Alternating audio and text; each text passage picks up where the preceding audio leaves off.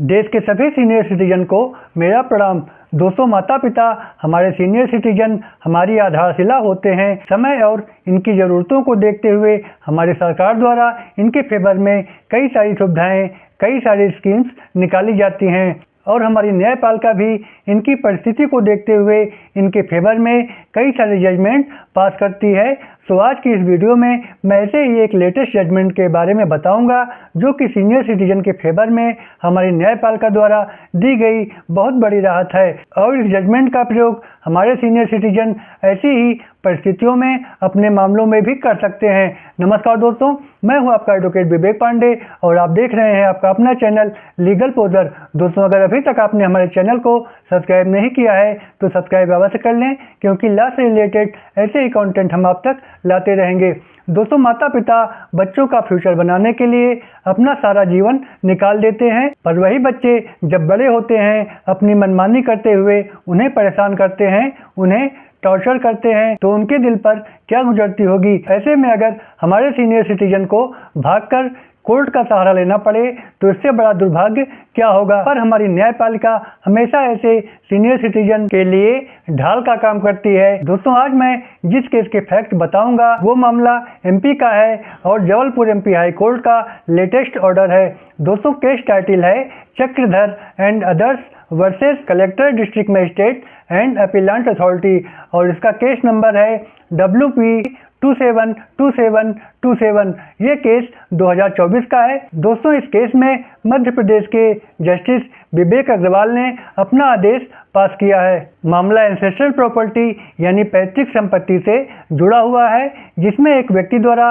अपने पिता को परेशान किया जाता है घर की बिजली पानी का कनेक्शन कटवाना और ऐसे काम करना जिससे उसके पिता को परेशानी उठानी पड़े और उसके सुखाधिकार में बाधा पहुंचे। इससे परेशान होकर उसके पिता ने SDM कोर्ट में याचिका दाखिल करते हुए अपने बेटे को घर से बेदखल किए जाने की मांग की। इस पर बेटे ने कोर्ट में मौजूद होकर जवाब दिया कि ये तो पैतृक संपत्ति है, इनके द्वारा बनाई गई संपत्ति नहीं है। दोस्तों, पैतृक संपत्ति वो होती है जो हमारी 4 पीढ़ियों से चली आ रही हो। फिर ये केस ट्रांसफ़र हो जाता है सीनियर सिटीजन ट्रिब्यूनल में। ट्रिब्यूनल ने इस मामले में बेटे को प्रॉपर्टी से बेदखल करके घर से बाहर निकल जाने का आदेश पास किया। इससे एग्रीव्ड होकर उनका बेटा जाता है हाई कोर्ट और हाई कोर्ट में इस आदेश के अगेंस्ट अपनी याचिका दाखिल करता है। हाई कोर्ट ने दोनों पक्षों की सुनवाई करने के बाद ये डिसीजन दिया कि ट्रिब्यूनल ने जो आदेश दिया है बिल्कुल सही है। बेटे द्वारा पैतृक संपत्ति को सिद्ध करने के रिगार्डिंग कई सारे पेपर्स दाखिल किए गए हैं, जिससे साबित होता है कि पैतृक संपत्ति है, पिता की सेल्फ एक्वायर्ड प्रॉपर्टी नहीं है और मुकदमे को लोअर कोर्ट से लेकर यहाँ तक लाया गया है। तो माननीय हाई कोर्ट ने कहा कि बेटे की मंशा मुकदमे को लंबा खींचने की है ताकि ये कोई भी डिसीजन ना होने पाए और वो घर में रहकर पिता को परेशान कर सके।